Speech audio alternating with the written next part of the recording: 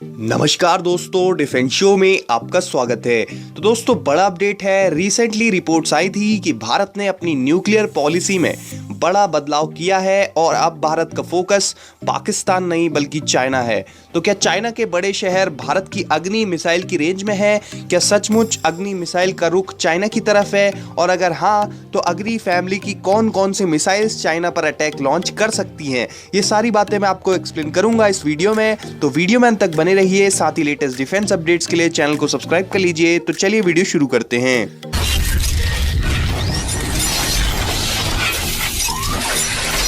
तो recently bulletin of atomic scientist ने analysis में बताया था कि भारत ने चाइना पे अपनी न्यूक्लियर स्ट्रेटजी रीफोकस कर दी है और अब भारत का प्राइमरी टारगेट चाइना है।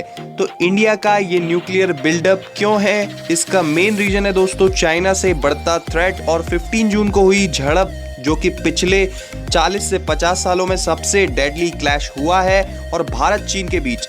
वहीं युद्ध जैसी स्थितियां होने के बावजूद लगातार जो फर्दर एस्केलेशन अवॉइड किया जा रहा है दोनों ही देशों से, यानी अब तक जिस वजह से युद्ध तक की बात नहीं पहुंची है, उसका कारण यही है कि दोनों देश न्यूक्लियर पावर्ड देश हैं और एक देश पे लगातार न्यूक्लियर रिटेलिएशन का खतरा बना रहता है अगर कोई बड़ी कार्रवाई किसी भी ओर से की जाती है। अब न्यूक्लियर आर्सेनल की बात कर लें तो चाइना के पास एस्टिमेटेड अभी 290 से 310 न्यूक्लियर आर्सेनल हैं।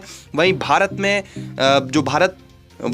ने लगभग 150 से 200 न्यूक्लियर वॉरहेड्स के लिए इनफ मिलिट्री प्लूटोनियम प्रोड्यूस करा हुआ है, लेकिन करीब 150 न्यूक्लियर वॉरहेड्स ही प्रोक्योर किए गए हैं।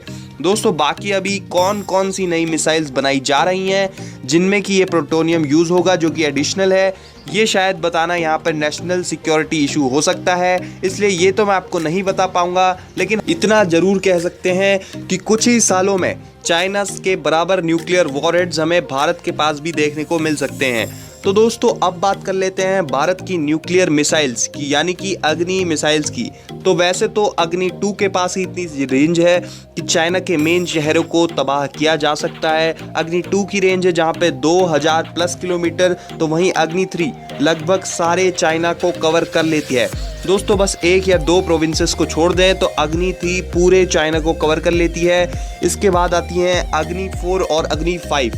दोस्तों, ये 2 मिसाइल्स जो हैं अग्नि 4 और अग्नि 5, ये 2 missiles inter Continental ballistic missiles हैं, यानी कि ये अफ्रीका और यूरोप तक मार कर सकती हैं। एशिया तो इसमें इंक्लूडेड है ही। तो चाइना का तो चप्पा चप्पा इनकी चपेट में है। अब बात कर लें लेटेस्ट अग्नि 5 की, तो ये डीआरडीओ के द्वारा बनाई गई अग्नि मिसाइल फैमिली की लेटेस्ट मिसाइल है। इसे IGMDP यानी कि integrated guided missile development programme के तहत बनाया गया है।